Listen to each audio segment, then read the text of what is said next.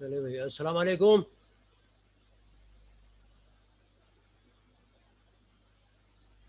आवाज आ रही है?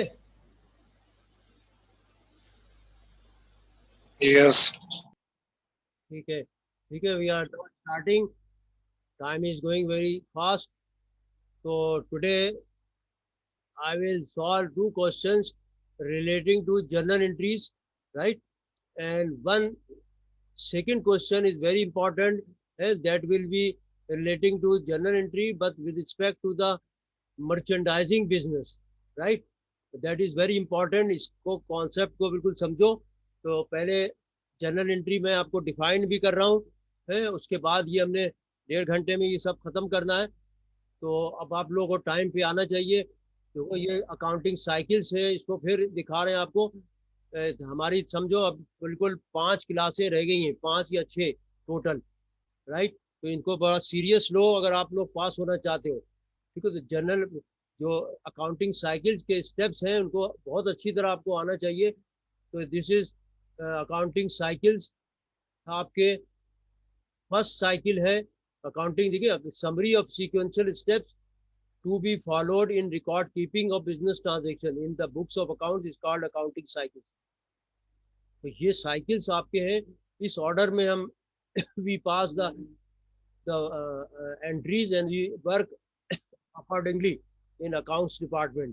ठीक है, journalizing the transactions, journal है, this is the first step in accounting। तो इसके मीनिंग फिर बताता हूँ, फिर क्वेश्चन सॉल्व करते हैं। एंटरिंग, देखो, journalising the transactions, we record this transactions in journal, right? Share भी हो रही है ना फाइल? तो entering transaction data day to day, this is done on daily basis, right? 365 days ये काम हो रहा होता है। each entering transaction day to day in journal is called, is known as journalizing, right? हम जर्नलाइज कर रहे हैं, यानी कि जो ट्रांजेक्शन्स हो रहे हैं कंपनी के, उसको हम सीक्वेंशियली रिकॉर्ड कर रहे हैं, date wise, order wise we are recording, right? आज का ट्रांजेक्शन है, आज की तारीख में रिकॉर्ड होगा, कल का ट्रांजेक्शन कल की तारीख में, मतलब ये। तो journalizing, journal is where double entry book keeping entries are recorded by debiting one and more account and crediting another one or more account with the same total amount, है इनका total must be the same, है। Entry आपकी 2 से 3 accounts में हो सकती है, 4 में हो सकती है, लेकिन आपका जो है ना total debits credit must be equal, you know well. total debit and the total credit should always be equal, thereby ensuring the accounting equation is balanced, is maintained। यानी कि accounting equation is maintained का मतलब है assets is equal to liabilities plus equity। अब ये complete entry जो है वो डेट आ रही है उसमें, है डेबिट क्रेडिट एंट्रीज हो रही हैं। ठीक है, पी आर, पोस्टिंग रेफरेंस, ये नॉर्मली प्रैक्टिकली यूज होता है किस हम लेजर में पोस्ट कर रहे हैं उसका नंबर। और ब्रीफ एक्सप्लेनेशन है ये, फर्स्ट सेकंड और फोर्थ इज ऑलवेज है एग्जामिनेशन के पॉइंट ऑफ व्यू से ये सब इंपॉर्टेंट है। तो जर्नल एंट्री, मिसाल के तौर पर ये देखें, जर्नल एंट्री का आपको यहाँ के, अगर जैसे हुआ होगा कि ओनर्स ने इन्वेस्टमेंट किया बिजनेस में, तो हमने कह दिया कैश डेबिट और capital credit, right? ABC capital credit है, वो सोल प्रोप्राइटर था, उसने इन्वेस्टमेंट कर दिया, राइट? तो अब इसको हमने पोस्टिंग करते हैं हम इसको, और उसके बाद ट्रायल बैलेंस बनाते हैं। ठीक है, तो अब ये देखो क्वेश्चन पे आ जाओ। आज के 2 क्वेश्चन पे हम डिस्कस करते हैं। क्वेश्चन 1 देखिए, क्वेश्चन 1 ये मैंने व्हाट्सएप भी किया हुआ आपको, ठीक है, इसको भी शेयर भी कर रहा हूं मैं फिर। देखिए क्वेश्चन 1 क्या देखें, AB consulting firm and incorporated on March 3rd 2019 है, और ये list of accounts is titles is given है। जरूरी नहीं कि क्वेश्चन में ये गिवन हो, फिर आपने अपने अंदाजे से लगाना है। ठीक है, तो देखो फर्स्ट ट्रांजेक्शन है issued capital in exchange for 90,000 cash. ठीक है, कैपिटल इशू किया 90,000 कैश पे, राइट, फर्स्ट ट्रांजेक्शन है, राइट। तो अब इसके देखो, कम टू द सोल्यूशन। अब क्वेश्चन सामने रखो, अपने व्हाट्सएप पे मैंने भेजा हुआ है। देखो फर्स्ट क्वेश्चन है, कंपनी ने कैपिटल इशू किया, ठीक है। अब ये एंट्री हम सारी बनाएंगे आपके सामने, ठीक है। और फिर मर्चेंडाइजिंग बिजनेस पे आ जाएंगे, उसकी जनरल एंट्री जरा डिफरेंट थोड़ी हो जाती है, क्योंकि एडिशनल चीजें आ जाती हैं उसमें, ठीक है। तो देखिए, कम टू द है। अब ये आप अगर बहुत सीरियस लो, ये सब चीजें को हम रिवीजन भी कर रहे हैं, और कुछ नई चीजें जो मिसिंग थी उसको भी कवर अप कर रहे हैं इस 5-6 दिन के अंदर, राइट। अब इसको बहुत टाइम पे आओ, आपको बार बार रिक्वेस्ट कर रहा हूँ।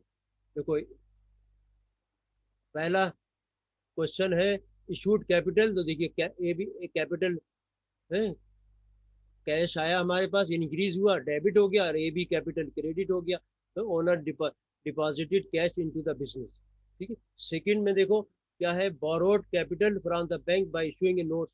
तो हमने बोरो किया है, तो कैश इंक्रीज हो गया, कैश डेबिट, और नोट्स पेबल क्रेडिट, ठीक है। कंपनी ने नोट्स जो है वो उसके अगेंस्ट इशू कर दिया, ठीक है। तो और यहाँ पर एक नरेशन दे दिया, टू रिकॉर्ड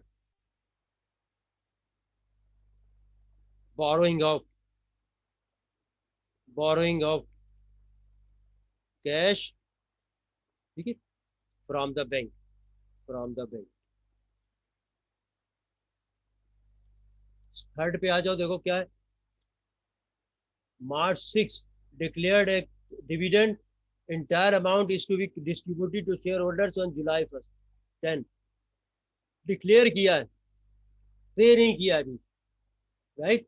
याद रखो, देखो लिखा हुआ डिक्लेयर्ड, पेमेंट तो होगी बाद में, डेट दी हुई है, ठीक है। तो डिविडेंड जब भी डिक्लेयर होगा, प्रैक्टिकली ऐसा ही होता है always, whenever company decide to give the dividend, they first board of directors allow करते हैं कि डिक्लेयर करते हैं, तो उसकी एंट्री होती है, फिर पेमेंट की एंट्री बाद में होगी, ठीक है। हो सकता है 2 महीने पहले डिक्लेरेशन हो जाए। तो ये देखिए, ये March 3, March 6 को है, March 6 company declared, right, company declare the dividend, और March 6 तो एंट्री क्या होनी चाहिए?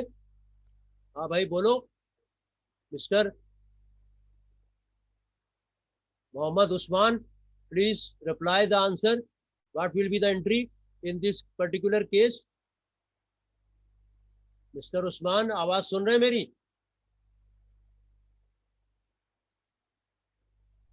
सलमान हैदर, आप बताइए, मिस्टर सलमान हैदर, क्या एंट्री होगी? मिस्टर सलमान,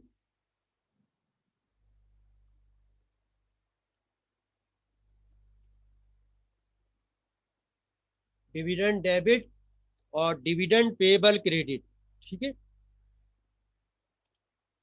डिविडेंड डेबिट और dividend payable,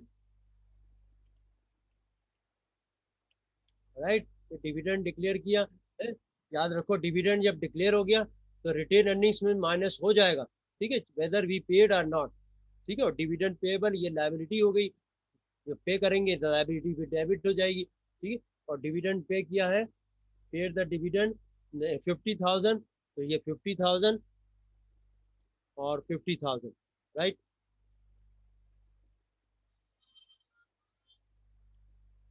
50,000, right. Record declaration, declaration of dividend, ठीक है। चलिए नेक्स्ट पे आ जाओ। 6 के बाद आ रहा है ट्रांजेक्शन 9, 9 मार्च, ठीक है। 9 मार्च में देखिए,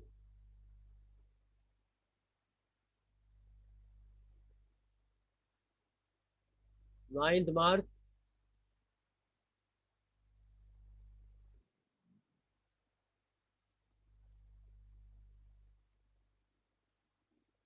कम टू द दिस ट्रांजेक्शन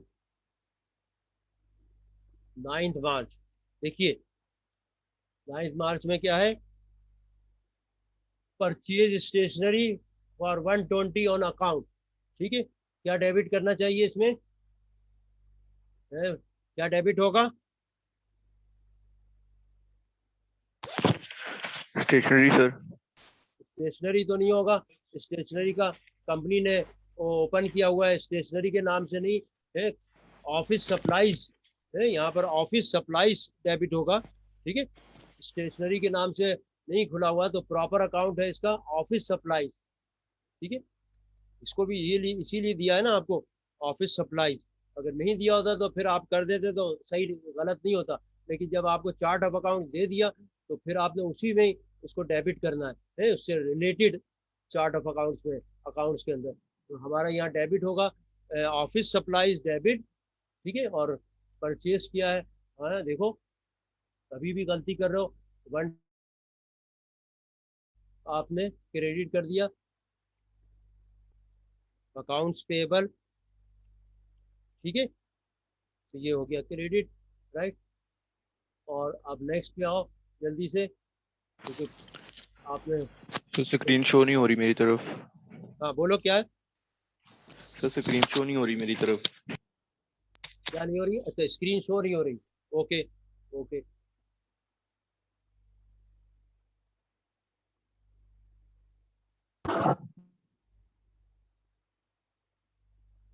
अब देखें, शेयर हो रही है। Yes sir. ठीक है, और वो क्वेश्चन तो आपके पास सामने है व्हाट्सएप पे। ठीक है, तो 120 120 ये आ गया 120। ठीक है, इसलिए और 120 purchase of stage to record. ठीक है,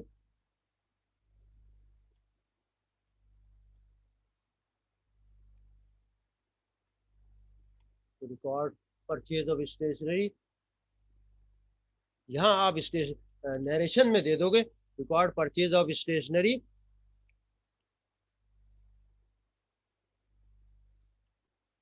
ऑन अकाउंट। ठीक है, यहाँ पर हम ऑफिस सप्लाईज नहीं लिखेंगे, यहाँ पर हम लिखेंगे स्टेशनरी। ठीक है, record purchase of stationery on account, right. Come to the next.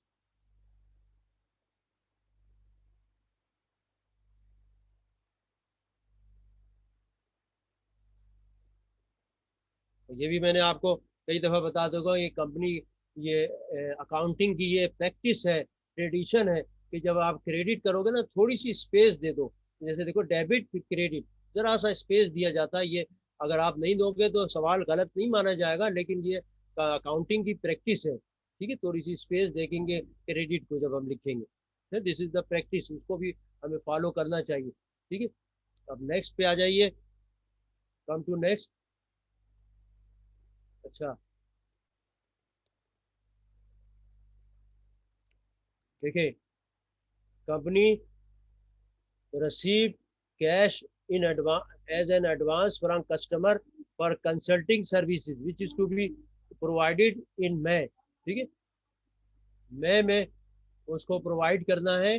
अभी कंपनी ने कौन सी तारीख है? मार्च मार्च मार्च 11। ठीक है, मार्च 11। तो देखिए,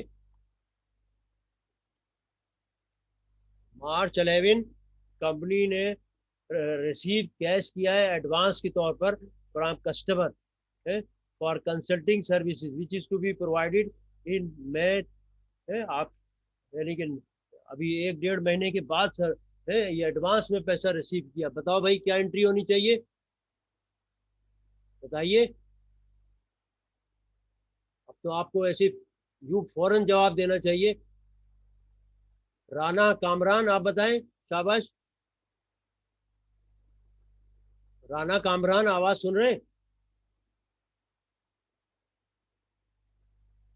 मोहम्मद काशिफ, आप बताइए, मिस्टर काशिफ।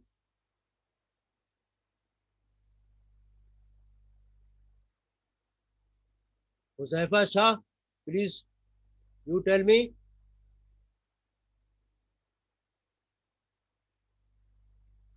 देखिए,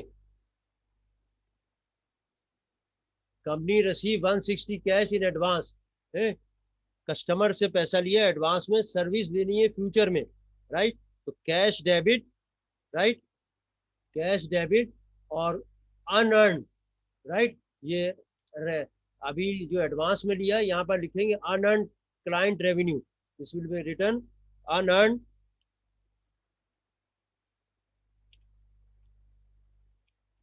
क्लाइंट, राइट। इसकी नरेशन जो है वो अभी टाइम शॉर्ट है तो मैं अभी बाद में दे दूंगा। अच्छा, एक नेक्स्ट पे आइए, क्योंकि फिफ्थ सेकंड क्वेश्चन हमने जरूर करना है। कम टू द,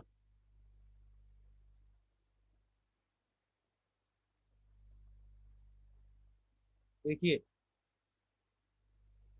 सिक्स्थ वन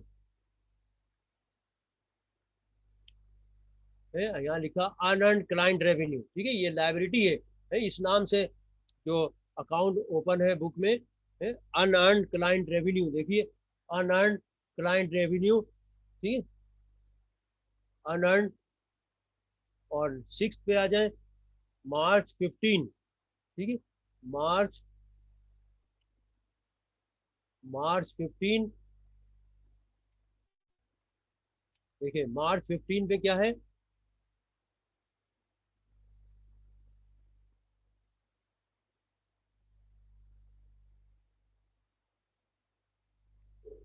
मार्च 15,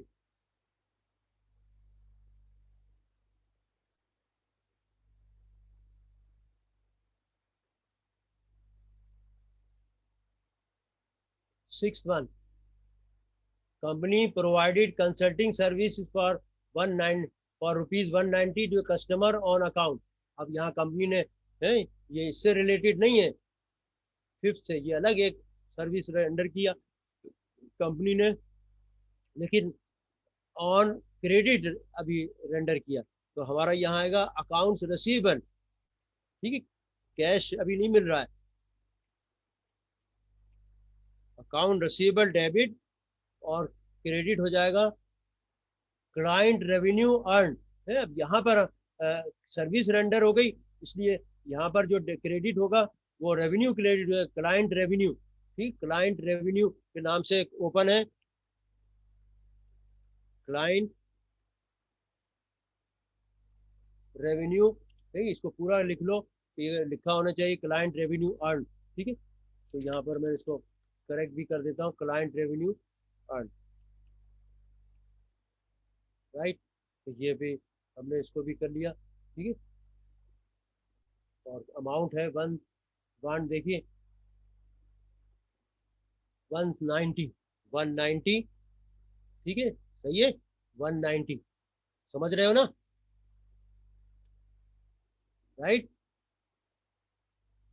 और फिर एक नरेशन भी दे देंगे इसमें, ठीक है, वो आपको, आप लोग समझ रहे हो, नरेशन याद रखो, part of the journal entry है, ठीक है, नरेशन नहीं दोगे तो नंबर नहीं मिलेंगे, रिमेंबर इन मन, राइट।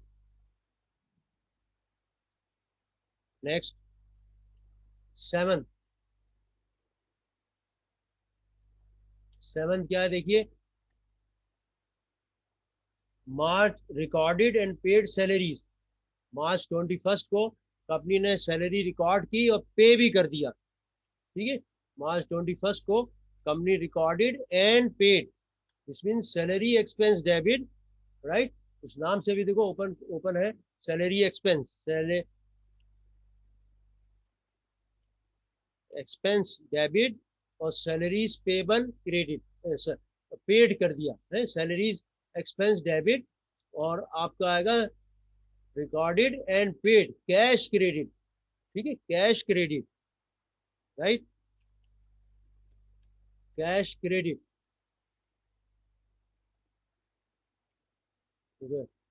लिख रहा है कि सैलरी रिकॉर्ड की और पे भी कर दिया, राइट। तो ये आपके पास सेवंथ हो गया। Eight, come to the eight, right, come to the eight, देखिए paid the entire balance owed for stationery purchase on March 9। कह रहा इंटायर अमाउंट जो स्टेशनरी परचेज किया था वो रिटर्न कर दिया, वो पेमेंट कर दी,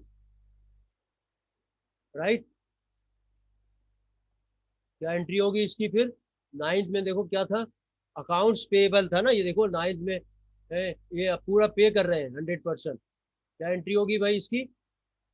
मार्च 26, मार्च 23, मार्च 23, देखिए मार्च 23 इंटायर अमाउंट पे कर दिया, तो अकाउंट्स पेएबल डेबिट है, अकाउंट्स पेएबल हमारा डेबिट हो जाएगा। लाइबिलिटी पे कर रहे हैं ना, तो लाइबिलिटी रिड्यूस हो रही है, पे कर दिया 120, लाइबिलिटी 120 है, राइट।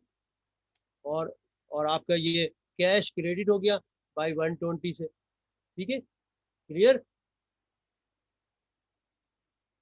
और नेक्स्ट पे आइए, accounts payable debit,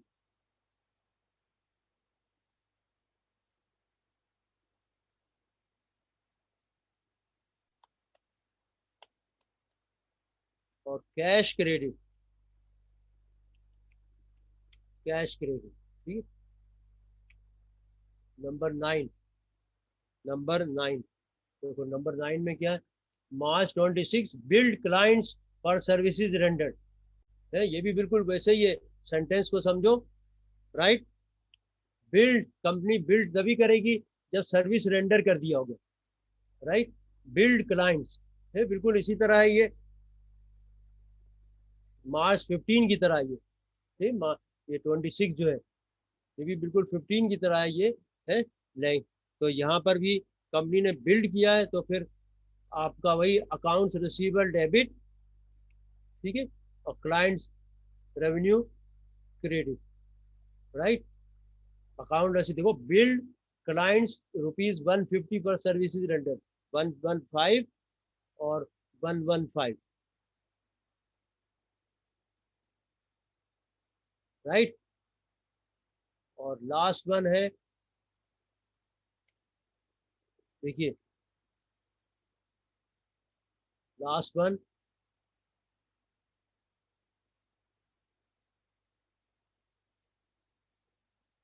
10th, 10th one है जो कि मार्च 30 है, मार्च देखो मार्च 30, राइट, मार्च 30, देखिए company paid gas bill for 90,000 for the month है, गैस बिल का मतलब यूटिलिटी चार्जेस, देखो इस नाम से ओपन है यूटिलिटीज चार्जेस डेबिट, राइट। और पेड कैश क्रेडिट, कितना अमाउंट है? 695 है, 95, ठीक है।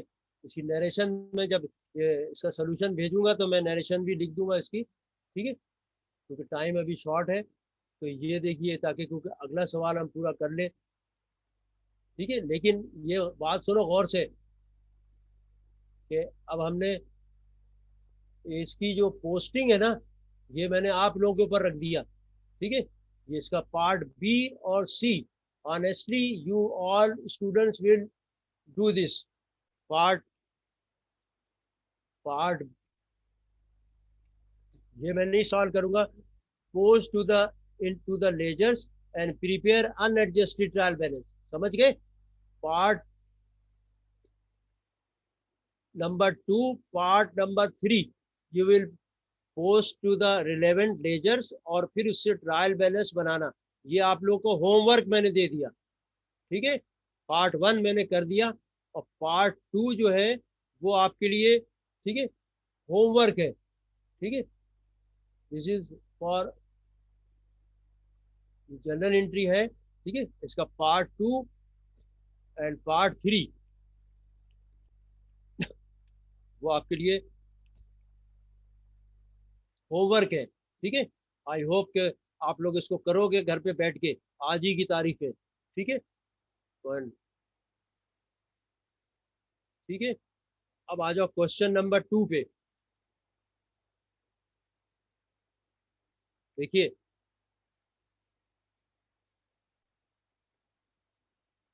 समझ गए ये सवाल में? किसी को कोई कुछ पूछना है?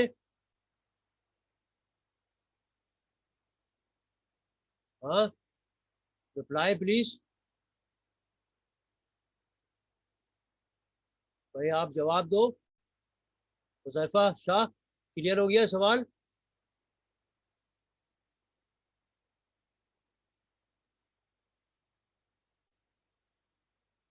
अच्छा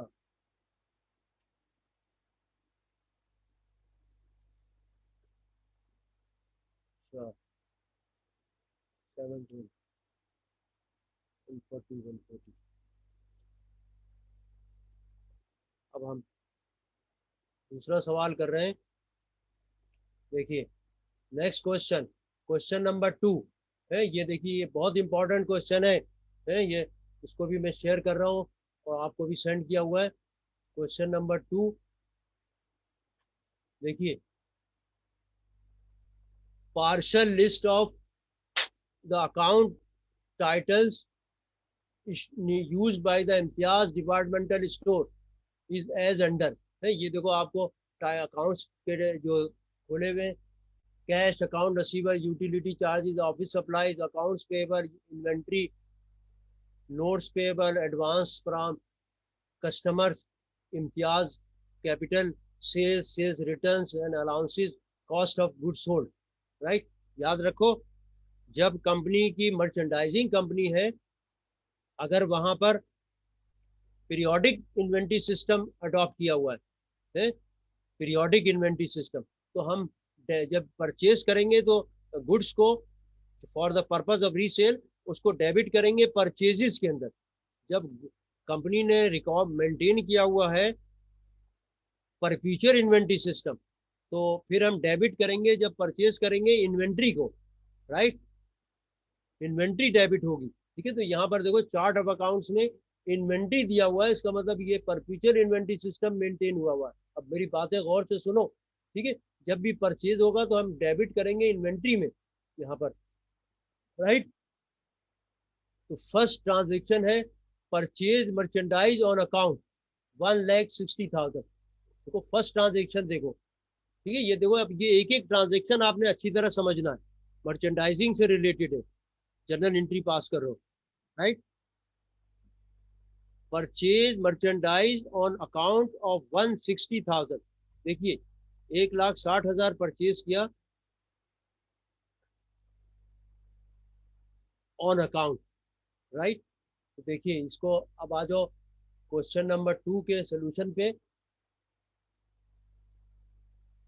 देखिए इसमें भी इसी तरह करेंगे। देखिए क्वेश्चन नंबर 2,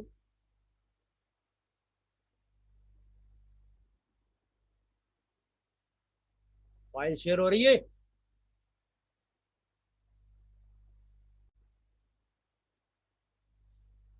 क्यों जी भाई? सर। अच्छा देखो, ठीक है, फिर उसी तरह देखो यहाँ पर देखो, अब ये मर्चेंडाइजिंग के पॉइंट ऑफ व्यू से देखो, इसको समझो अच्छी तरह।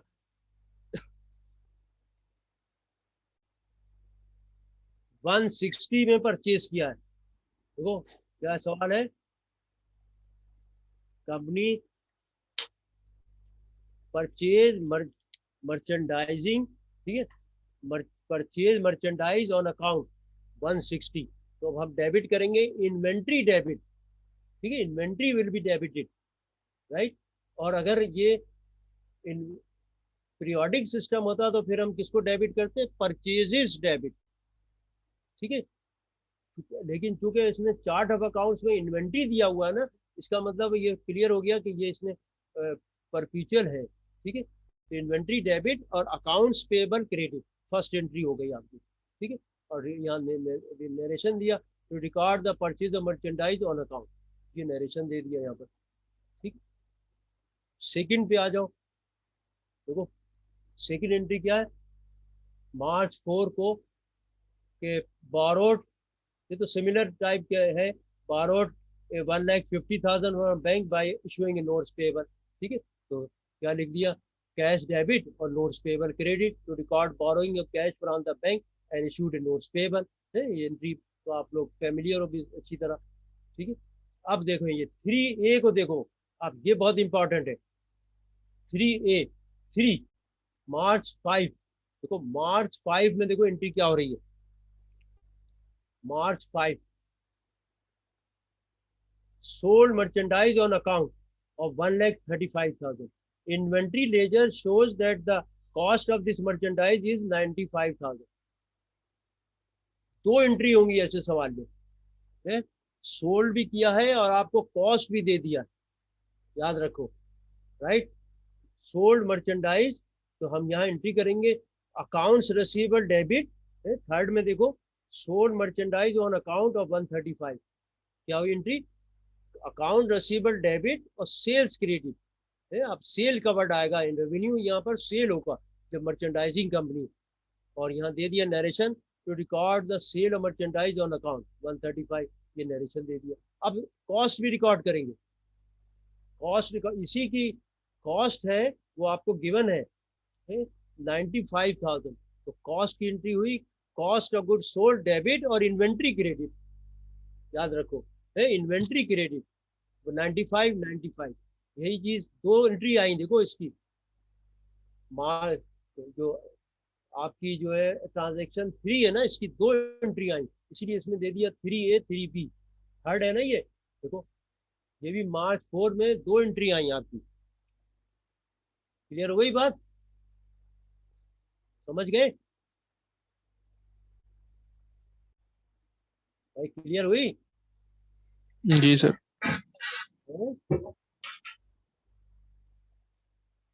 समझ गए? जी सर। क्या कह रहे हो? हाँ जी सर, मैंने कहा ठीक है। ठीक है। अच्छा 4 में देखें, मार्च 7 में कलेक्टेड कैश 90,000। अब देखो इसको समझो, यहाँ वहां पर तो हम अनअर्न लिखते थे, यहाँ देखिए collected cash 90,000 from a customer whom sales were sir made. File show कर दें, फाइल शो नहीं हो रही। अच्छा फाइल शो नहीं हो रही,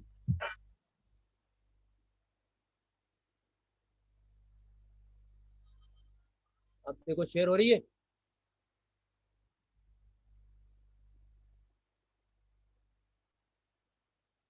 नो सर। ठीक है, अब हो रही है। सर सोल्यूशन हो रहा है, क्वेश्चन नहीं हो रहा। क्वेश्चन तो मैंने सेंड किया हुआ ना व्हाट्सएप पे, उसमें सर देखो वो, ना। ठीक है, चलें ठीक है। ठीक है, वो भेजा हुआ है ना आपको, व्हाट्सएप पे भेजा हुआ है, उसको देखो ग्रुप में, क्वेश्चन वहां पर रखो सामने। ठीक है, देखो फोर्थ में क्या है, मार्च 7 है, कह रहा है कि collected cash of 90,000 from a customer whom sales were made on account on March 5। ठीक है, मार्च 5 में तो सेल हुई थी 135 की ना। ठीक है, तो इसकी डेट है 3rd, ये 5th है।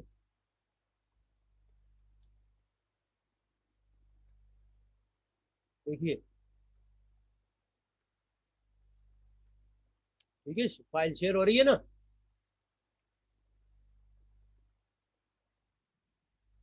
हो रही है ना। जी सर। देखो March 5 collected cash 90,000 customer whom sales were made on March 5। ठीक है, मार्च 5 को सेल हुई है 135 की, तो कलेक्ट हो रहा है अभी पैसा, है पूरा पैसा नहीं मिल रहा है। ठीक है, collected company record cash 90,000 from customer whom sales were made on account on, तो आपने फिर क्या एंट्री होगी भाई, ये है मार्च 7। ठीक है, मार्च 7 है आज, राइट, मार्च 7 क्या एंट्री करेंगे अब?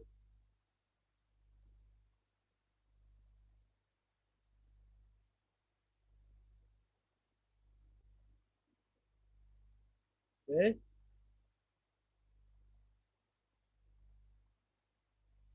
सर एडवांस में हमने उससे पैसे ले लिए थे। एडवांस आएगा, बोलो। मार्च 7 में क्या है? Collected cash 90,000 from customer whom sales were made on account. क्या एंट्री हुई?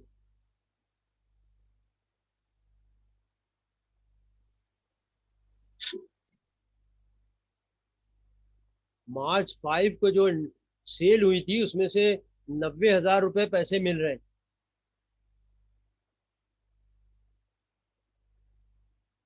यार ये तो फौरन बता देना चाहिए। क्या एंट्री हुई?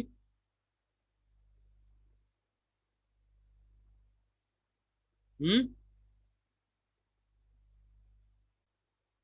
बोलो।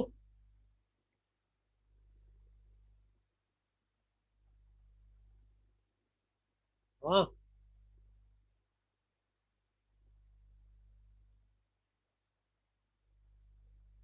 बोलो क्या एंट्री होगी? सर काउंट रिसीवेबल डेबिट होगा 90,000 से। कलेक्टेड कैश मिल रहा है, अकाउंट रिसीवेबल रिड्यूस हो रहा है, यही है ना बात? जी collected sir. 90,000 from a customer whom sales were made on account on March 5। पिछली ट्रांजेक्शन है, पिछला सर जो सेल थे। कैश डेबिट होगा और काउंट रिसीवेबल क्रेडिट हो जाएगा इसमें। कैश डेबिट और और और account count receivable receivable. Credit. कितने अमाउंट से जी 90,000। है? सर 90,000 से। Account receivable credit by account कितना मिल रहा है? ठीक है, वो है 90,000। 195 में से 130 जो है वो आपको मिल रहा है। 90,000 मिल रहा है ना सर, तो 90,000 से करेंगे। 90,000 मिला तो 90,000 डेबिट, 90,000 डेबिट हो गया आपका। ठीक है, कैश कैश मिला, रिसीवेबल क्रेडिट हो रिड्यूस जाएगा। हो गया, और अकाउंट रिसीवर रिड्यूस हो गया, दूसरा एसेट। तो ये इसलिए हमने एंट्री कर दी। ठीक है, और एक नरेशन दे दो to record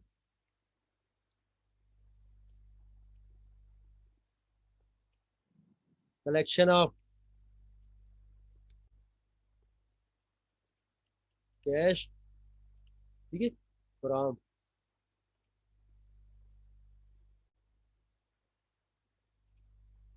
sales on, from, यही इतना ही दे दो, काफी है। To record collection, to record collection of cash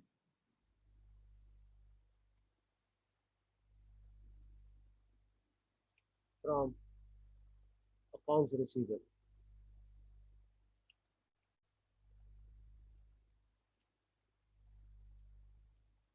चलो आगे चलो। ठीक है, अच्छा, नेक्स्ट। अब देखो यहाँ पर फोर्थ हो गया हमारा, फिफ्थ।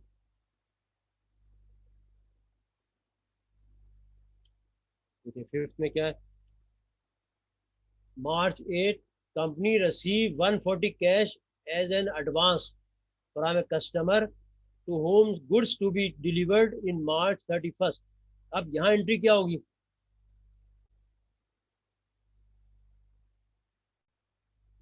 बोलो। एडवांस में पैसा मिल रहा है,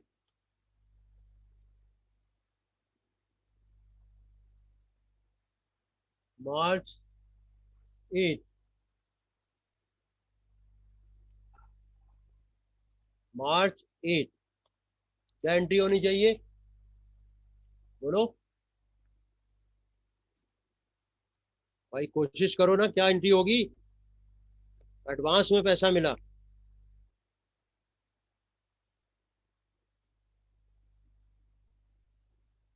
है।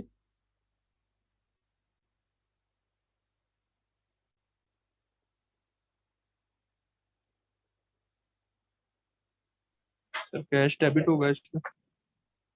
कैश डेबिट होगा और क्रेडिट क्या होगा? हाँ, सर जो हमारा सेल काउंट होगा गुड्स का वो हम क्रेडिट करेंगे। इसे क्रेडिट करेंगे।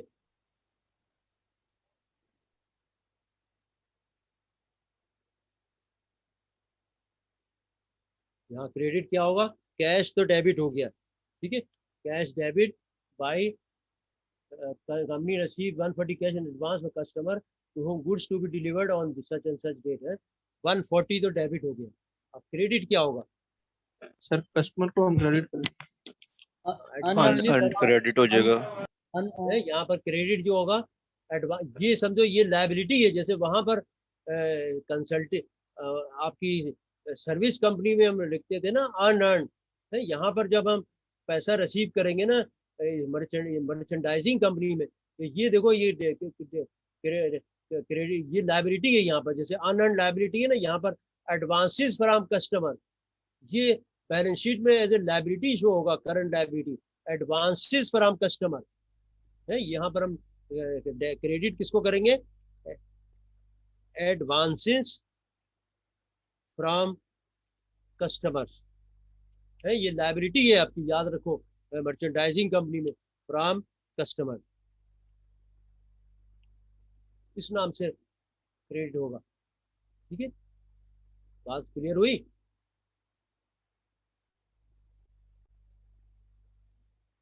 है?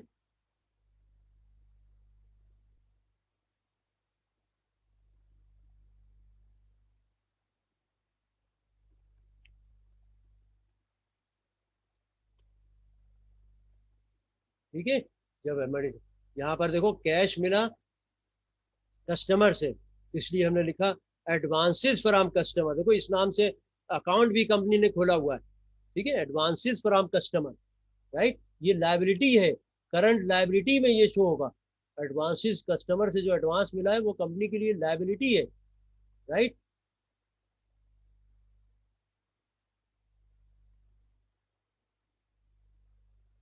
ठीक है, और यहाँ नरेशन दोगे टू रिकॉर्ड, इसको अनअर्न क्यों नहीं लिखेंगे सर?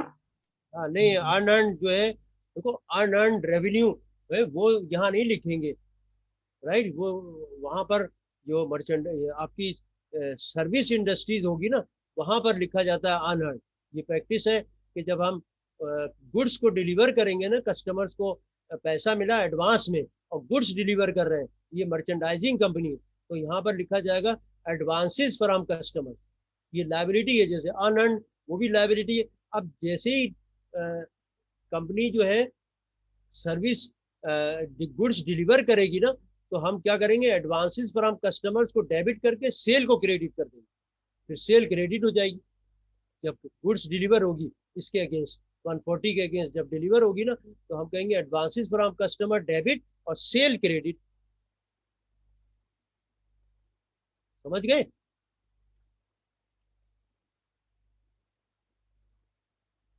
कैश जी sir, thank you. Receive from customers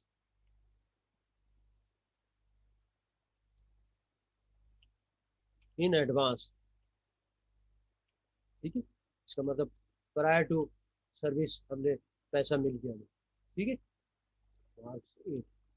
अब देखो नेक्स्ट, ठीक है, और मैंने अभी आपको क्या बताया, देखो अभी कि आपने इन दोनों सवालों के हैं पार्ट 2 और पार्ट 3 आप लोगों ने खुद कर, 6 पे आ जाओ, देखो 6th वन, राइट, 6 क्या है,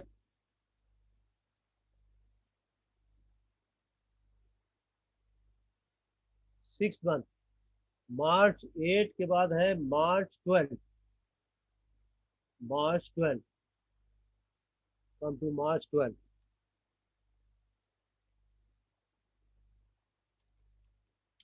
देखिए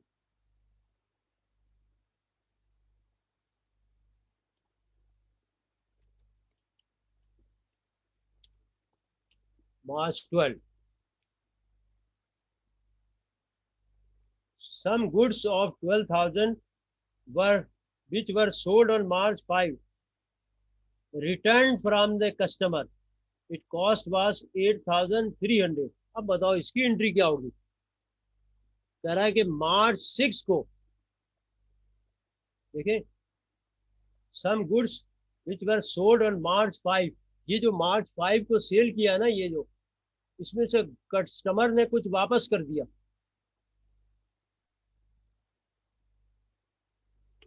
है, कस्टमर ने गुड्स कुछ वापस कर दी। अब सोचो क्या एंट्री होगी। तो ये सेल रिटर्न डेबिट हो जाएगी और अकाउंट रिसीवेबल क्रेडिट हो जाएगा, एक तो ये एंट्री होगी। लेकिन साथ में उसने ये भी दिया हुआ है ना, देखो इस सवाल के अंदर, कि आपकी जो रिटर्न हुई है ना, some goods of 12,000 sold on March, return from the customer, और इसकी कॉस्ट थी 8,300, कॉस्ट भी दी हुई है, तो दो एंट्री होगी ना फिर। जी सर, इन्वेंट्री डेबिट होगी सर दोबारा। हाँ, पहले तो ये होगी, पहले तो ये हुआ कि जो सेल रिटर्न हुई है, तो सेल रिटर्न्स एंड अलाउंसेस आपकी डेबिट हो जाएगी, ठीक है, sales returns and, right, debit हो गई, कितने अमाउंट से,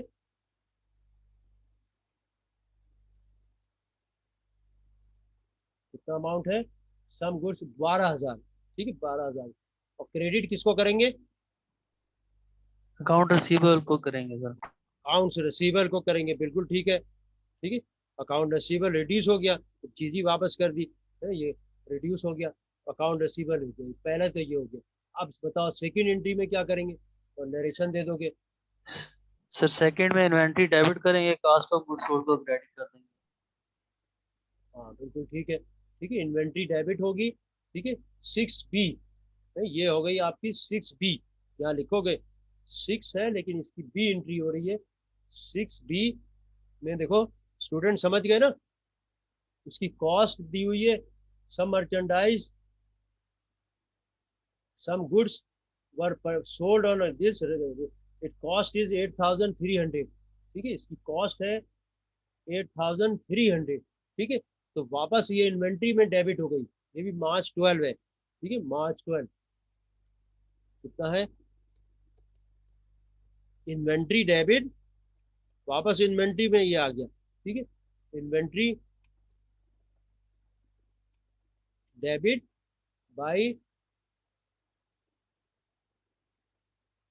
8,300, and cost of goods sold credit, cost of goods sold will be credited,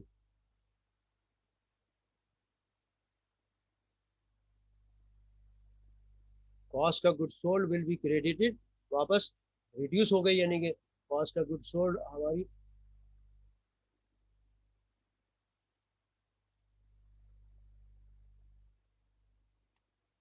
cost of goods sold will be credited.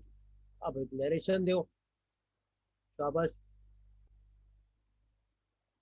दोनों में नरेशन भी आएगी, नहीं आपको बताया कि नरेशन की आप इजी नहीं लो, नरेशन लिखना ज़रूरी है, अगर नरेशन नहीं लिखोगे मार्क्स विल बी डिडक्टेड, ठीक है, 100%।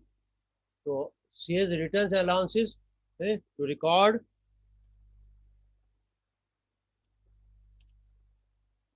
सम sales were return by the customer of dated, ये भी लिख लेना चाहिए, ऑफ डेटेड, क्या डेट थी इसकी, देखो, सम गुड्स ऑफ इतना return sold on March, of dated March 5 है, मार्च 5 को जो हमने सेल किया था, उसमें से कुछ कस्टमर ने रिटर्न कर दिया, तो इसको एक नरेशन भी दे दिया,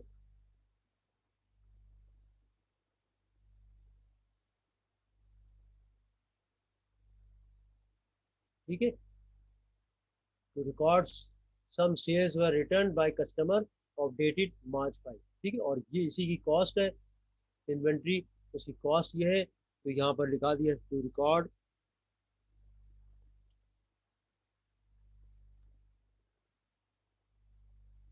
कॉस्ट, देखो क्या लिखेंगे, to record cost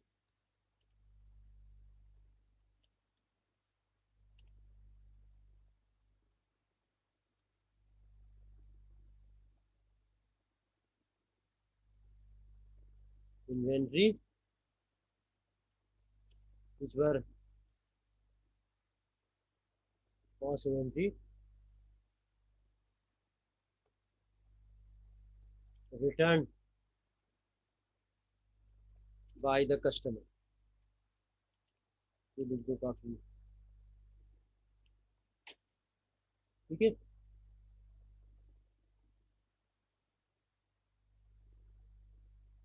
क्या लिखा? To record cost of inventory, ठीक है, which is returned by the customer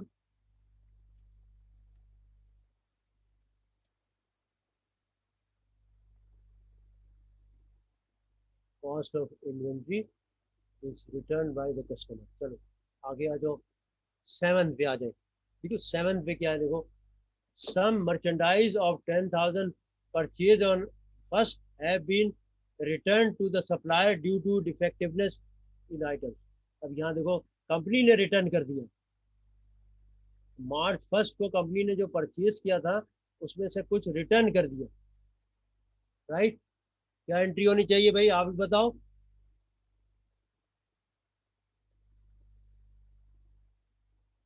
हाँ, क्या एंट्री होगी? अकाउंट पेएबल सर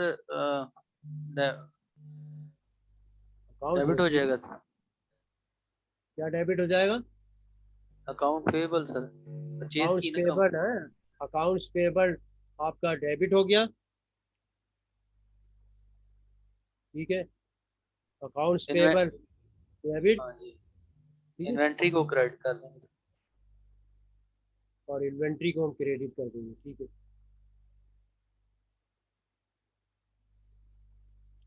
ठीक है। तो मर्चेंडाइजिंग का भी आप लोग अब समझ रहे हो कि इसकी जनरल एंट्री में जो कुछ कमी थी वो पूरी हो गई।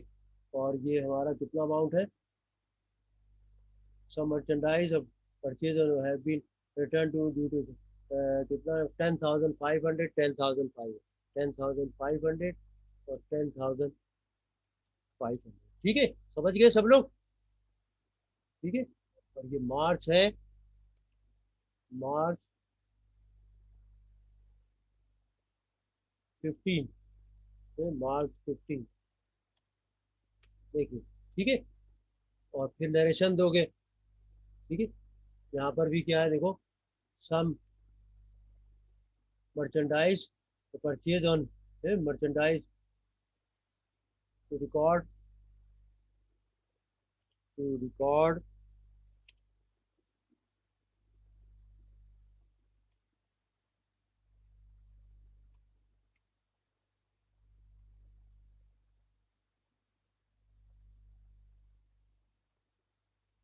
merchandise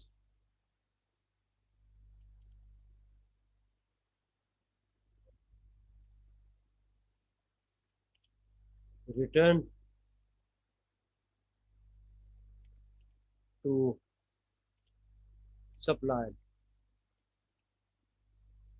ठीक है। merchandise return to supplier, ठीक है। ये एक नरेशन दे दिया इसमें।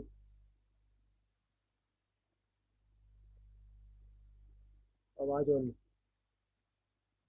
9th पे, 8th पे,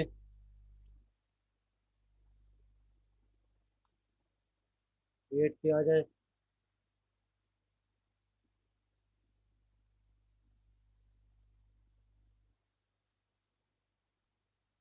1281,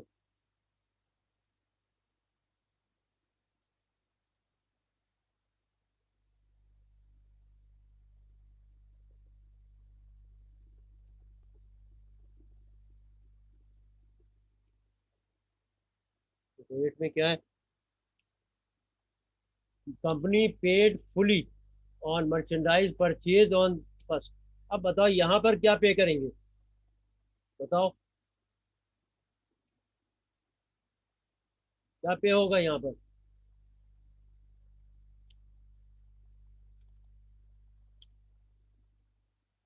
हाँ, ये जो मार्च फर्स्ट को परचेज किया था कंपनी पे कर रही है, और ये भी याद रखो कुछ रिटर्न भी कर दिया इसमें से।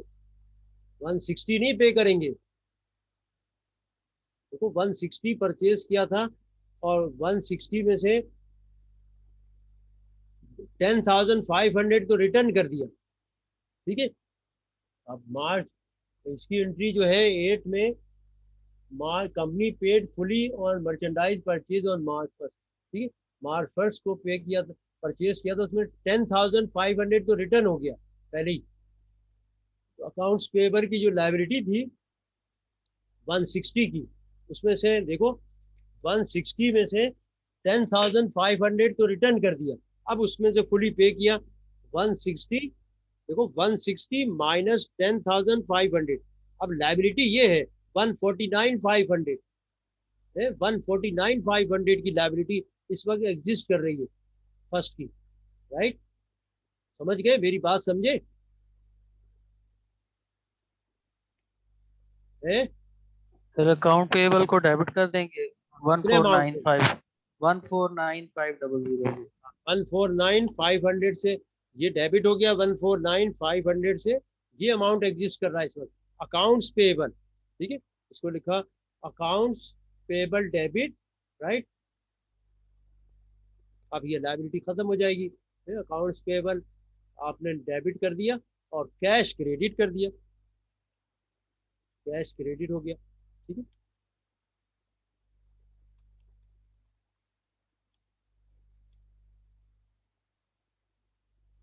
कैश क्रेडिट हो गया 149,500। ठीक है, और क्या निकाल दिया।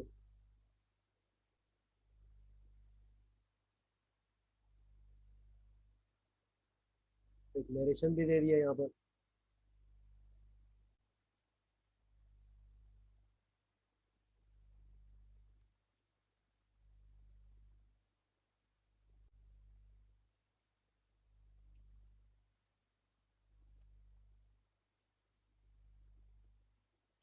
रिकॉर्ड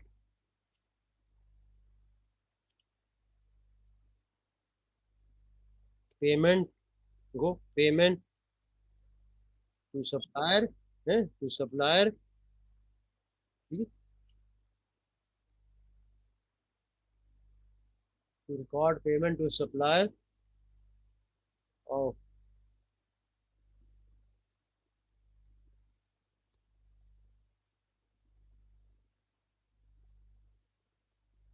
परचेजेस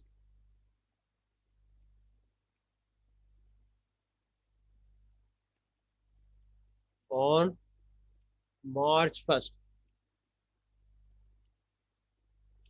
देखो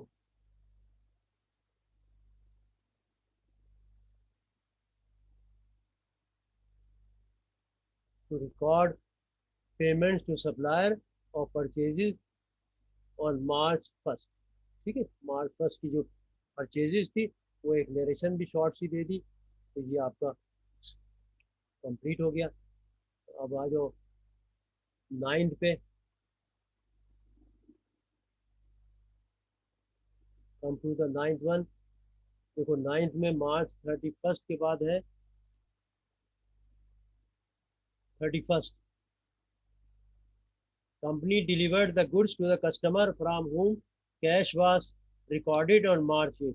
अब देखो 9th में आ जाओ, मार्च 31st में, मार्च 31st में कंपनी कह रही है कि वो जो पैसा लिया था वो company deliver the goods to the customer whom cash receive on March 8 को जो पैसा मिला था, ये देखो एडवांसेस। बताओ अब इसमें क्या एंट्री होगी? शाबाश, क्या एंट्री करनी चाहिए?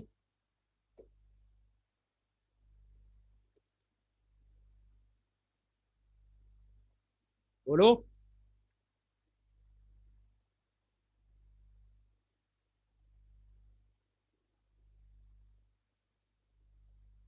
एडवांस फ्रॉम कस्टमर सर ये जो डेबिट कर देंगे।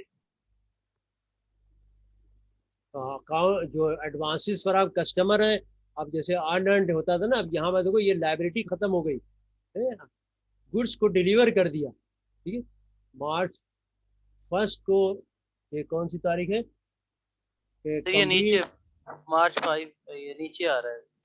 तो company delivered the goods to the customer from whom, cash was, देखो ये 8 को कैश मिला था, ठीक है, ये, तो अब ये डिलीवर कर दिया, तो एडवांसेस फ्रॉम कस्टमर्स, ये लाइबिलिटी डेबिट हो गई है, लाइबिलिटी हमारी डेबिट हो गई, और क्रेडिट क्या होगा?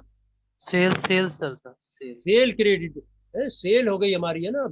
अब हमने गुड्स को डिलीवर कर दिया तो अब हम यहाँ लिखेंगे सेल्स क्रेडिट, ठीक है, सेल्स क्रेडिट, और वही अमाउंट वहां से पिक करोगे कि कितना एडवांस लिया था, ठीक है, तो देखा भाई एडवांस जो लिया है मार्च 8 को 1,40,000 है, इसकी गुड्स को डिलीवर कर दिया, इसलिए हमने कहा ये, और 1,40,000, ठीक है, गुड्स डिलीवर। तो अब हम यहाँ क्या भाई, आप ही बताओ, क्या मुनासिब नरेशन बताओ क्या देंगे?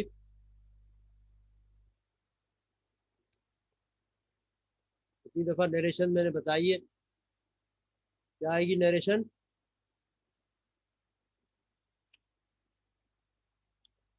है, शाबाश,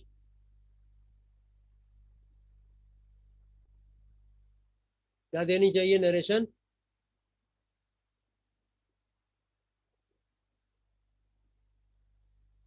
to record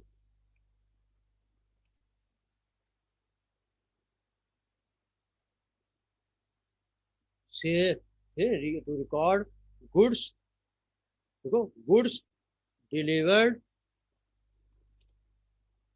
to customer from home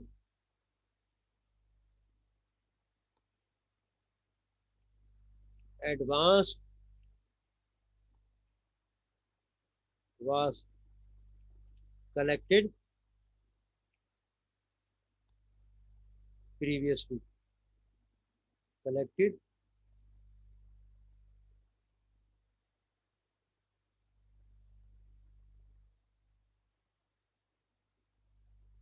from whom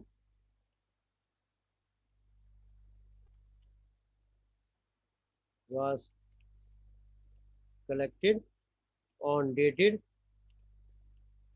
वो डेट दे दोगे, क्या डेट है?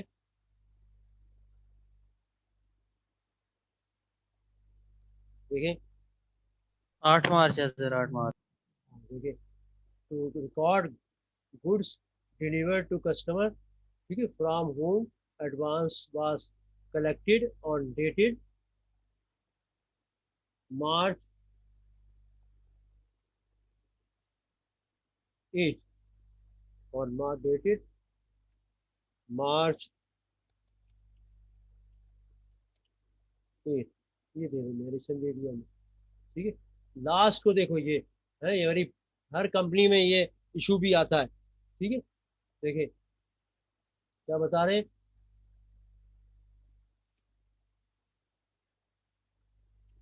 देखिए, वेरी इंपॉर्टेंट,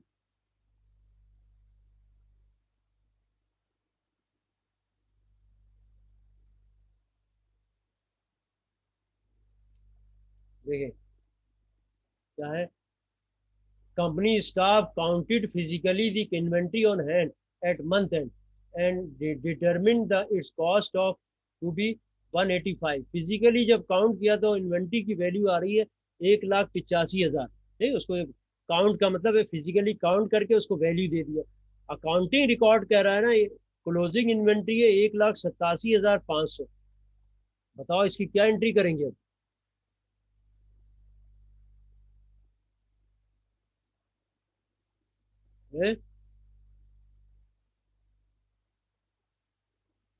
फिजिकली कम है, बुक्स बता रही है 187,500, और आपकी जो काउंटिंग जब की, अब इसको हमने जो फिजिकल काउंटिंग की है ना, वो बुक्स में वो चीज लानी है हमने, समझ गए, बुक्स में बैलेंस हमने लाना है 185 का, अभी बुक में आ रहा है 187, काउंटिंग की तो पता लगा कि बुक की फिगर गलत है फिजिकल काउंटिंग है, उसका कोई भी रीजन हो सकता है, कोई एंट्री नहीं की गई, हो सकता है थेफ्ट हो गया हो, चोरी हो गई हो, कोई भी वजह हो सकती है, लेकिन अब हमने फिजिकल बैलेंस पे लाना है, क्या एंट्री होनी चाहिए? बहुत प्रैक्टिकल है और वेरी इंपॉर्टेंट क्वेश्चन है एक अकाउंटेंट के लिए, समझना इसकी एंट्री को। क्या एंट्री करेंगे भाई?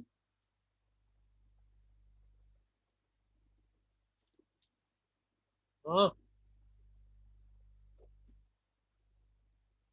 मैम बोलो।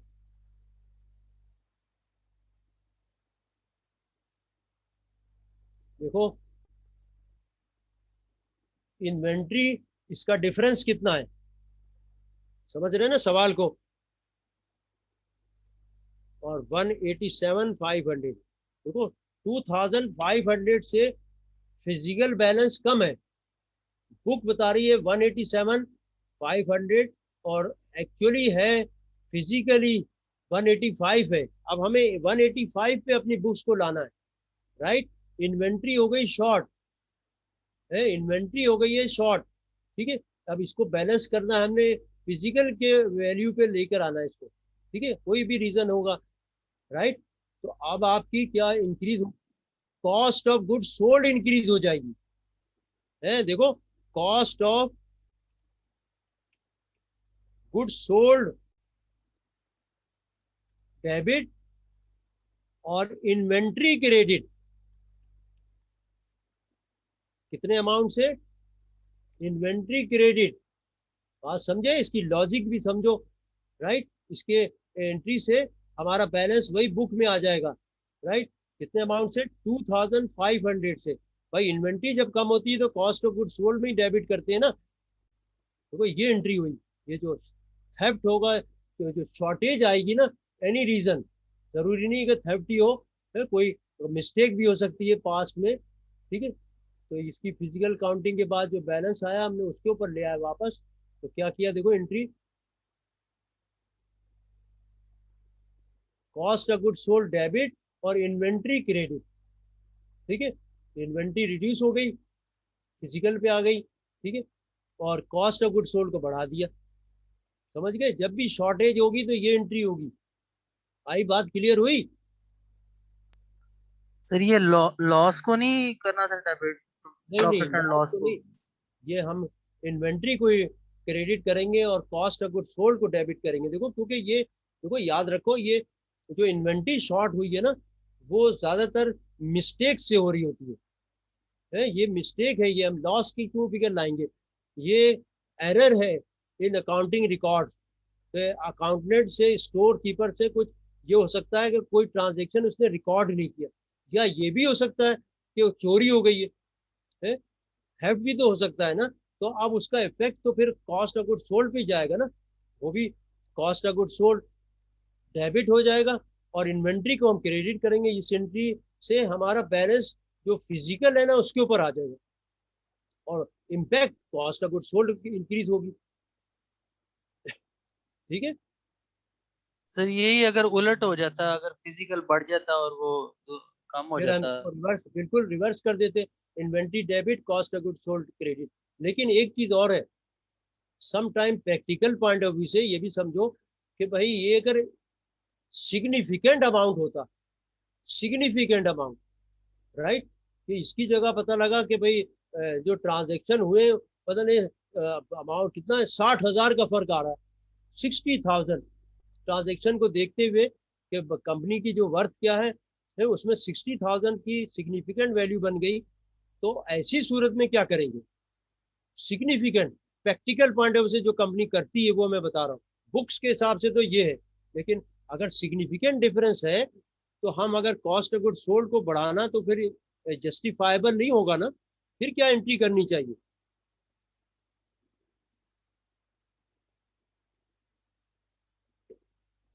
फिर तो समझो मैनेजमेंट की लॉस। मिस्टेक है मैनेजमेंट की मिस्टेक है कि कोई चीज या तो चोरी हो गई है, राइट? तो फिर हमें, अगर सिग्निफिकेंट अमाउंट है, ये तो रिकरिंग, देखो ये जो 2,000 4,000 6,000 ट्रांजेक्शन को देखते हुए ये रिकरिंग नेचर है, ये हो सकती है मिस्टेक, लेकिन एल्स फिर हमें देखना पड़ेगा कि वो एंट्री क्या करें, ठीक है। उसमें फिर हम ये कर सकते हैं कि इन्वेंट्री तो हमें रिड्यूस करनी ही करनी है, इन्वेंट्री तो रिड्यूस करेंगे ही। फिर हम देखेंगे कि व्हाट इज द रीजन, है, वो रीजन है, वो डेबिट करेंगे उस अकाउंट में, और उस अकाउंट की वैल्यू को इनकम स्टेटमेंट में भी हाईलाइट करना पड़ेगा हमें, इनकम स्टेटमेंट में भी उसको हाईलाइट करना पड़ेगा, ताकि मैनेजमेंट को पता लगे कि ये ऑडिटर जो है इसको हाईलाइट करवाएगा। ठीक है। फिर लॉस ड्यू टू थेफ्ट, जैसे पता लगा कि ये जो 1 लाख रुपए का फर्क आ गया, इन्वेंट्री तो डेफिनेटली रिड्यूस हो जाएगी, इन्वेंट्री को तो अब वो चीज है ही नहीं, लेकिन फिर कॉस्ट ऑफ गुड सोल्ड को बढ़ाना वो जस्टिफाइबल नहीं है। ठीक है। वो तो फिर हमारा ग्रॉस प्रॉफिट रिड्यूस हो जाएगा, है। तो हम इसको क्या करेंगे, नेट प्रॉफिट को तो नहीं बचा सकते, तो हम यहाँ पर loss due to theft debit कर दिया और इन्वेंट्री को क्रेडिट कर दिया। ऐसे केस में जहाँ पर इन सिग्निफिकेंट के बजाय सिग्निफिकेंट अमाउंट है, और पता लग रहा है कि ये जो है चोरी की वजह से हुआ है कुछ, ठीक है, उसकी पनिशमेंट फिर कंपनी, उसकी जस्टिफिकेशन, उसकी इन्वेस्टिगेशन भी करेगी कंपनी, है। ऐसा होता है, प्रैक्टिकली हमने देखा है ऐसा। तो फिर कॉस्ट ऑफ गुड सोल्ड को डेबिट, लेकिन रिकरिंग नेचर है, ठीक है, 1-2% है, वो पॉसिबल है, वो मिस्टेक है, ह्यूमन एरर तो होता है। ठीक है। उसकी वजह से आपने और आपको बताया कि एक्सेस होगा तो ये एंट्री रिवर्स हो जाएगी। ठीक है। बात क्लियर हुई सबको? अच्छा सर, मेरा एक सवाल है इसमें कि अगर फर्ज करें ये फायर से हमारी इन्वेंट्री जो है वो डिस्ट्रॉय हो जाती है और वो इंश्योर्ड था, तो उस पे फायर हमें की वजह इंश्योर, जी जी, आग लग गई अगर फैक्ट्री में किसी वजह से और हमारी इन्वेंट्री जल गई और वो इंश्योर्ड थी, और उसपे जो इंश्योर्ड पे फिर हमें जो पैसा मिला है देखो, अगर और, इन्वेंट्री जल गई है तो देखो एक चीज ये है कि, और ये साथ में एक जुमला और भी बताओ कि इन्वेंट्री जल गई है, क्या इन्वेंट्री इंश्योर्ड है या नहीं है, फिर ये भी देखा जाएगा ना। इन्वेंट्री इंश्योर्ड है, हो सकता है इन्वेंट्री इंश्योर्ड भी की हुई है, फायर इंश्योरेंस भी कराया हुआ है, फिर क्या होगी, और फायर इंश्योरेंस नहीं कराया हुआ है तो क्या एंट्री होगी। जी सर दो यही चीज सवाल है, यही है, सवाल है सर, देखो, थैंक यू। ये है कि अगर कंपनी फायर इंश्योरेंस भी कराया हुआ है कंपनी ने, तो इसका मतलब वो तो इंश्योरेंस कंपनी से पैसा मिल जाएगा, है। पहली सूरत है कि आप क्या इंश्योरेंस हुआ हुआ है, पता है कि ये पैसा जो है फायर है, आपको पैसा मिल जाएगा, तो हम फिर क्या एंट्री करेंगे, बताओ। क्रेडिट तो हो गई, इन्वेंट्री क्रेडिट हो गई, डेबिट किसको करेंगे, रसीबल, है, रसीबल फ्रॉम, ठीक है, हमारा डेबिट हो जाएगा, रसीबल फ्रॉम इंश्योरेंस कंपनी से डेबिट हो जाएगा ऐसी सूरत में, है। सर इन्वेंट्री को अगर ये क्योंकि एक्सक्यूज मी सर, पैसा ये मिल जाएगा ना। हाँ जी बोलो। सर, अगर हमारा जो स्टॉक है फर्ज करें वो 1 लाख का था और कंपनी ने हमें 80,000 जो इंश्योरेंस वाली कंपनी है उसने हमें 80,000 दिया है, देन सर क्या करेंगे? तो बाकी डिफरेंस जो है वो लॉस ड्यू टू फायर, वो लॉस में शो कर देंगे 20,000 को, 80,000 तो मिल गया हमें, और 20,000 जो कि रिकवरेबल नहीं है, वो फिर हमारा लॉस ड्यू टू फायर, वो इनकम स्टेटमेंट में शो हो जाएगा, अदर अदर एक्सपेंसेस के अंदर, है। इसको हम किस में शो करेंगे, अदर एक्सपेंसेस में, ऑपरेटिंग एक्सपेंस के बाद फिर हम शो कर देंगे अदर एक्सपेंसेस में, ठीक है, ताकि हाईलाइट भी हो जाए, छुपे भी नहीं कि भाई ये क्यों हुआ ऐसा कंपनी को। ठीक है। अदर एक्सपेंसेस के अंदर लॉस ड्यू टू फायर, ठीक है, और अगर सब रिकवरेबल है तो फिर इशू नहीं है, वो इंश्योरेंस कंपनी को का रिसीवेबल पे डेबिट हो जाएगा, और वो कंपनी जो है, insurance company after some time जब पैसा दे देगी तो हम कैश डेबिट कर देंगे और रिसीवेबल को क्रेडिट कर देंगे। ठीक है। वो फायर इंश्योरेंस कंपनी का जो नाम होगा ना, वो डेबिट हो जाएगा, इंश्योरेंस कंपनी ABC डेबिट, और जब मिल जाएगा तो cash debit, ABC insurance company credit, ऐसी सूरत में। आई समझ, कॉन्सेप्ट जी क्लियर सर, हुआ? जी सर, थैंक यू। ठीक है। और नरेशन दो भाई, क्या होगी भाई? हाँ, नरेशन दें।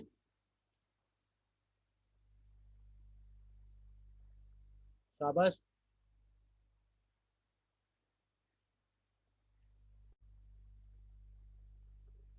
हाँ भाई, आप एक एक नरेशन दो, टू आप बताओ। To record the deficiency in inventory sir. To record,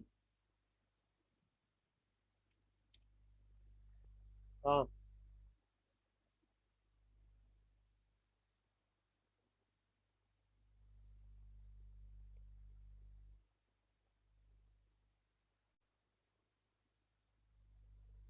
shortage कर लो।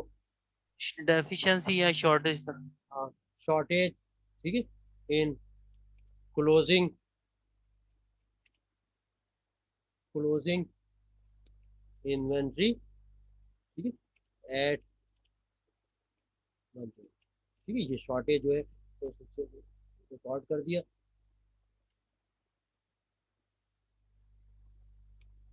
ठीक है।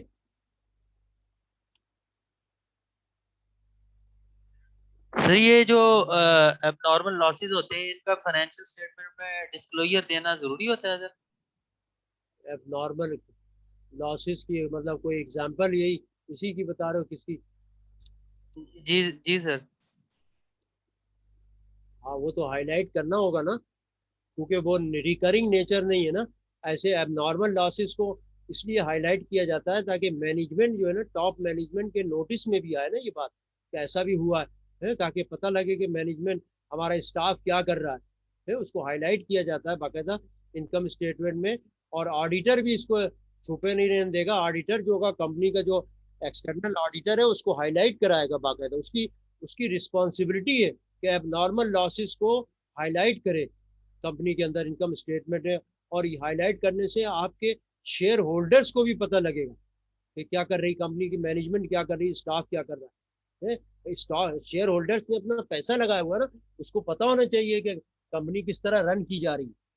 समझ गए? अब नॉर्मल लॉसेस को हाईलाइट करना, ये अगर कोई कंपनी नहीं कर रही है तो वो काम सही नहीं कर रही है, वो चीज को छुपा रही है अपने इन्वेस्टर से। राइट, इसको हाईलाइट करना चाहिए।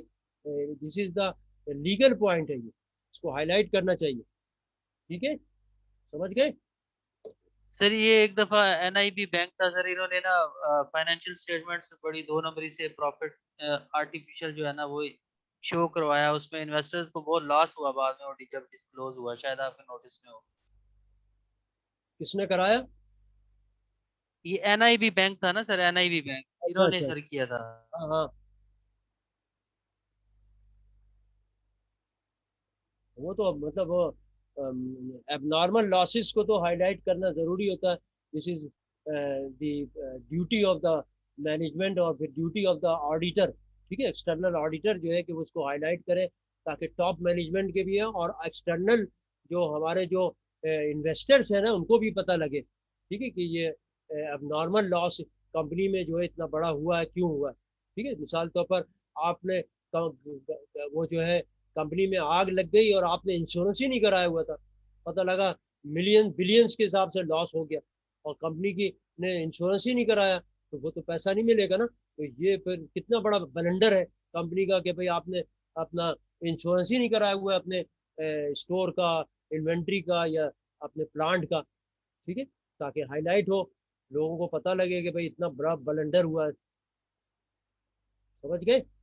अच्छा, अब ये देखो एक चीज सुनो कि मैंने ये अभी दो सवाल आपको कराए, ठीक है, और इसकी जो है पोस्टिंग है, देखो क्वेश्चन में लिखा हुआ है दोनों में, posting to the ledger and prepare the unadjusted trial balance, ये दोनों काम आप लोग ने करना है, ठीक है।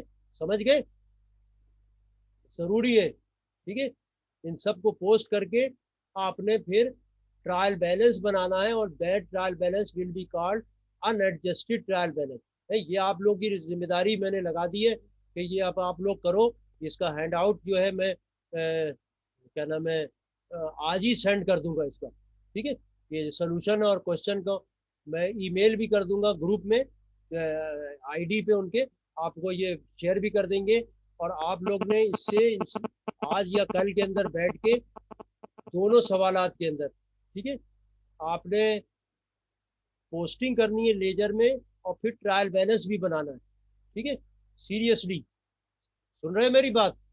सर ये इसका वो जो जवाब, पिफा वाला सर जो ऑफिशियल है ना ग्रुप, उसमें कर दीजिएगा काइंडली, लास्ट टाइम जिसमें आपने 3-4 सवाल और सोल्यूशन किए हैं ना, ये भी इसी में कर वो दीजिएगा। स्पेशल, वो जो ऑफिशियल है उसमें मैं स्टूडेंट जो है वो अपने पर्सनल उसमें पिफा कॉस्ट बेसिक अकाउंटिंग में कर देना, वैसे ही मैं उसी को ही आगे क्या नाम है पेस्ट, कॉपी पेस्ट कर देता हूँ, वो ओरिजिनल जो है आपका, ठीक है। जैसे ही आएगा तो मैं उसमें भी मैं कर देता हूँ, ठीक है।